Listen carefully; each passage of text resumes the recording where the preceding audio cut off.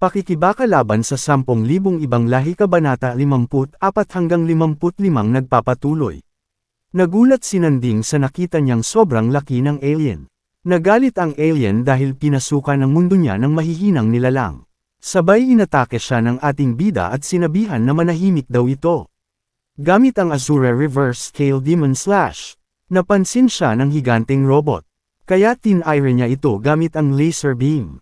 Walang nagawa ang teknik ng ating bida, parang inihaw na pusit sa lakas ng laser beam. Nabuo ulit ang laser beam. At tumama ito kay Nanding, sinubukan naman nitong pigilan. Kaso tumilapon siya dahil hindi nito kinaya ang lakas ng atake. Kakaiba daw ang kapangyarihan ng higanteng robot. Buti na lang daw ay quality ang kanyang sandata kaya hindi siya masyadong napuruhan. At napansin nito na gumagaling ang sugat niya dahil sa tato sa katawan. Sinigawan ni Nanding si Chu Chan na i-teleport siya sa ulo ng higanteng robot dahil doon nanggagaling ang lakas nito. Agad naman sinunod ni Chu Chan ang utos ng boss niya. Pagka-teleport ng ating bida sa mukha nito ay diretsong binanata niya ito gamit ang Azura Human World Hell Slash. Lumabas ang isang nagyelong dragon. Habang papalapit ang yelong dragon, nagsimulang kumislap ng pula ang bilog na mata. At nagbitawan sila ng kapangyarihan, matibay bakla ang umayaw. Nadidihado na ang ating bida sa patagalan ng lakas dahil napasigaw ito ng Aray Kopo. Napasabi na lang si Nanding na hindi niya nakaya. Sabay binitiwan niya ito at buti na lang nakailag siya agad. Tutulungan sana siya ni Chu Chan. Sa kasamaang palad napansin ito ng higanteng robot at babanatan niya si Chu Chan. Tinire niya ng laser beam si Chu Chan. Pinanood lang ito ng basura nating bida dahil wala siyang magawa. Buti na lang nagamit pa ni Chu Chan ang kanyang teleportation. Habang tinatamaan siya ng laser beam, sinabi ng higanteng robot na hindi uobra ang teleportation nito. Nakapag-isip ang ating bida na tulungan ito gamit ang ipinagbabawal na teknik ng Earth Elements. Great Earth Shield, isang bundok na biglang hamarang sa pag-atake kay Chu Chan. Hindi daw mapipigilan ang lakas ng atake ng higanteng robot. Unti-unting nasesire ang bundok ni Nanding na nakaharang kay Chu Chan. Pinarami nito ang bundok gamit ang ipinagbabawal na teknik ng overlap. Naiisip ni Nanding na hindi na magtatagal ang mga bundok niya. Kaya sinabihan niya si Chu Chan na tumakas na habang may oras pa. Nag-alala naman si Chu Chan kapag iniwan niya ito sa ere. Sumagot si Nanding na wag itong mag-alala dahil malaki na siya, kaya niya na ang kanyang sarili at magiging pabigat pa si Chu Chan sa laban niya. Napaiyak ito sa narinig niyang pabigat sa laban kahit ginagawa niya na ang lahat, hindi pa rin sapat. Sobrang nasaktan si Chu Chan sa nalaman niya na pabigat lang siya sa ating bida. At nag-teleport na ito, sabay natuwa naman si Nanding dahil wala na siyang kasamang pabigat sa laban. Sinabi ng ating bida na ipapakita nito ang totoong lakas niya. 1v1 daw sila ng higanteng robot. Nilabas na ni Nanding ang isa sa malakas niyang ipinagbabawal na teknik, isang malaking dragon frost freeze heaven and earth. Pinulaputan nito ang higanteng robot para hindi makagalaw. Pagkatapos ay binugahan niya ito ng mabahong hininga. Tumigas ang higanteng robot na parang rebulto. Hindi pa ito patay, kumikislap pa ang kanyang mata. Pinalibutan niya ng nen ang kanyang buong katawan kaya naluso ang yelo, naging ice tubig na lang. Pagkatapos ay nakawala na siya sa teknik ng ating bida. Sa dami ng ice tubig, napagamit si Nanding ng kahoy upang hindi malunod. Nagpaulan naman ng maraming laser beam ang higanteng robot. Inilegan nito lahat ng ating bida na parang nagsusurfing sa dagat.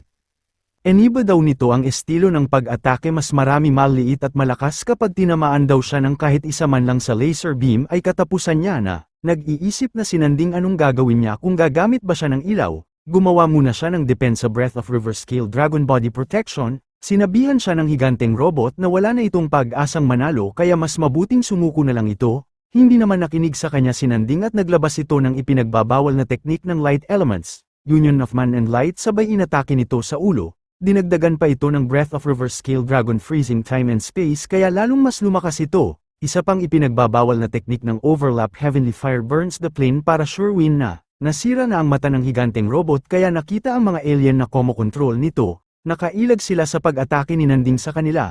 Nagulat ang ating bida dahil kamag-anak pala ni Plankton ng SpongeBob ang kalaban niya. Binanata nila si Nanding gamit ang kanilang mga mata.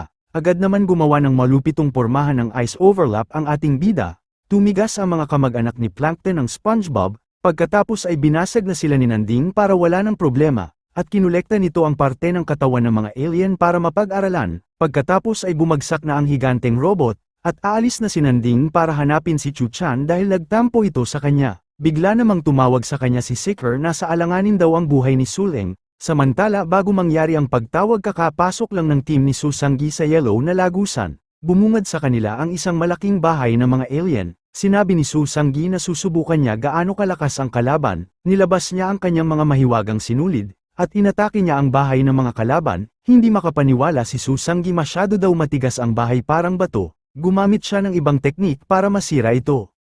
Ipinasok niya ang mga sinulid sa mga butas ng bahay. Kaya nabulabog silang lahat sa loob. Nagbabala naman si Suleng na maraming kalaban ang papalabas mula sa bahay. Sinabi ni Seeker na mga bubuyog ang kalaban nila, hindi naman makita ni Lan Sakong kung saan ito. Invisible daw ang mga kalaban nila kaya inutusan ni Seeker si Lan Sakong na gumawa ng depensa. Agad naman gumawa ng ice tubig na depensa si Lan Sakong. Nakita nila na binubutas ng mga bubuyog ang depensa at mahihirapan daw silang labanan ang hindi makita na kalaban.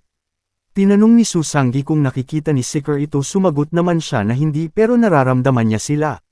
Nagsabi naman si Lan Sakong na butas na ang kanyang depensa. Ginamit naman ng dalawang babae ang kanilang kapangyarihan na share post at matanglawin.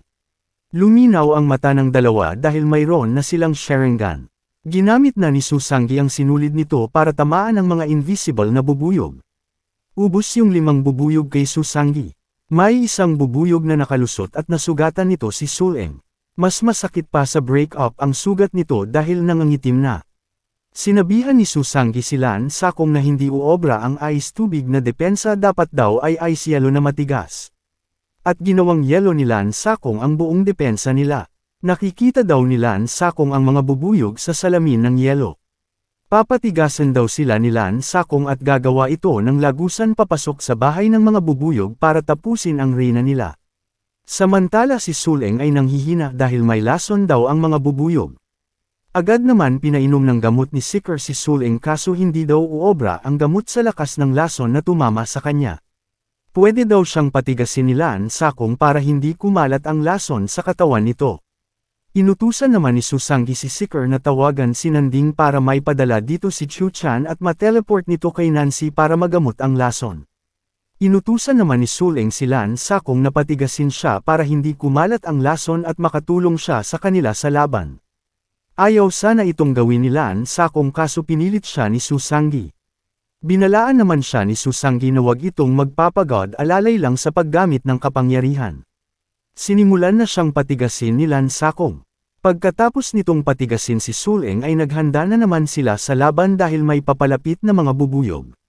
Ginamit ni Lan Sakong ang kapangyarihan nitong Boundless Ocean. 1,000 miles of ice, ang buong bahay ng mga bubuyog sa labas ay naging yelo. Sabay gumawa ng sariling lagusan si Lan Sakong papasok sa bahay ng mga bubuyog. Papisokan nila ito para matapos na ang kalaban. Si Suleng naman ay bomb attack gamit ang bawal na gamot para daw may lakas siya sa laban kahit maging adik siya. Pinipigilan siya ni Seeker dahil masama ito sa kalusugan kaso ayaw niyang magpaawat. Hindi na siya pinigilan ni Seeker bagkus sinamahan pa niya ito, dalawa silang bomb attack sa bawal na gamot. Pagkatapos nila itong gamitin ay lumakas ng husto ang dalawa dahil nakadroga na sila. At dito nagtatapos ang Kabanata 54 hanggang 55. Maraming salamat po sa panunood niyo, mag-subscribe para laging updated sa buhay ni Nanding.